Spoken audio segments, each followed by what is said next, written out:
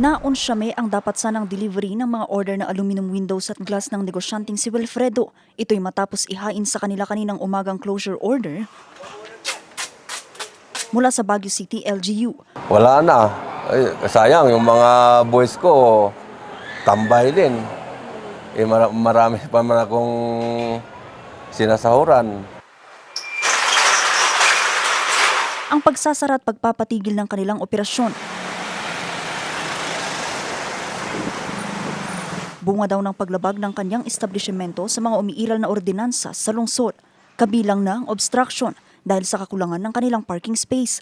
Wala naman akong violation, nadamay lang kami kasi yung iba dyan, naka-obstruction sila, nandiyan na sa kalsada yung mga kuha nila eh. Sa amin dito walang obstruction may parkingan.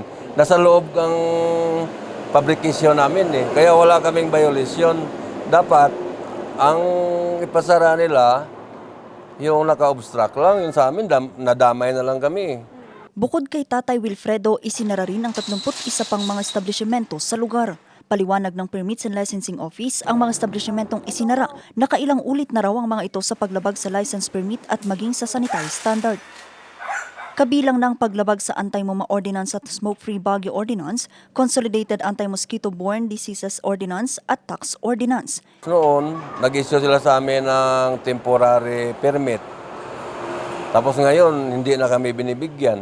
Dapat nung sa umpisa pa lang, hindi na sila nagbigay ng temporary permit para aware kami na maghanap kami ng ibang pwesto, di ba? Kita mo naman, ang luwang, nakaparking kami. Yung fabrication namin nasa loob, naka-roll up. Wala talagang violation, nagulat lang nga kami, bakit ganito? Kapon, nag-ikot pa siya dito eh. Ang pinaka-foremost na violation kasi nila is yung sa cleanliness. Alam naman natin na nasa kalsada siya. So nadadaanan siya ng nagkaroon sila ng pag-uusap, meeting sa barangay na they have to comply with undertaking. Nag-submit sila ng undertaking na titignan nila yung kalinisan, kaayusan, tapos walang overextension. Ngayon po, nag-overextend po sila. Tapos kung makita nyo naman, parang barong-barong. So eyesore talaga siya.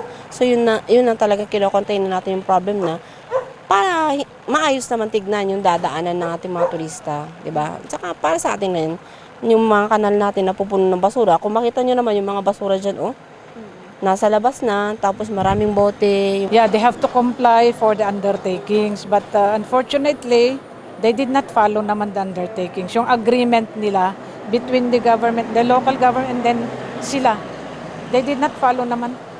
Nauna nang sinabi kahapon ni Mayor Benjamin Magalong na dapat malinis ang mga establishmento at dapat din anya na sumunod sa umiiral na ordinansa ang mga ito. Vanessa Bugtong, RNG News.